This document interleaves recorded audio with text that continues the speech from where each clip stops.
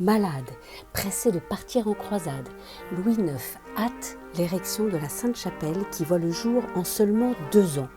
Si la maçonnerie en fut soignée, les vitraux, un comble quand on sait quelles émotions ils procurent aux visiteurs d'aujourd'hui, ont été réalisés à la va-comme-je-te-pousse.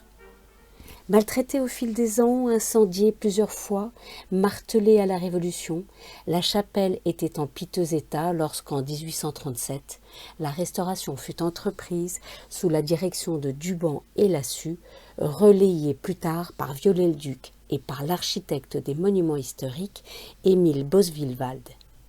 C'est justement sous sa direction que l'on s'attela à la réflexion du dallage de la chapelle haute. Ce dallage, que les visiteurs piétinent allègrement sans le regarder, a tout de même aujourd'hui près de 200 ans. Le vocabulaire de ces mosaïques, formées de tables de pierre dure gravées en creux, où ont été incrustés des mastiques de différentes couleurs, étonne. En partie, tout du moins, puisque ce sont des animaux familiers aux chasseurs qui se retrouvent ajustés dans des cercles animés de feuillage. On y rencontre oiseaux de proie, furets aux aguets, lévriers et peut-être même des spécimens de chiens gris, ces chiens courants dont on ne sait pas grand-chose, sauf que Saint-Louis en ramena de la 7e croisade. On les trouva donc naturellement dans les meutes royales françaises au XIIIe siècle, avant que la race ne s'éteigne progressivement. Les animaux chasseurs voisinent avec les chassés.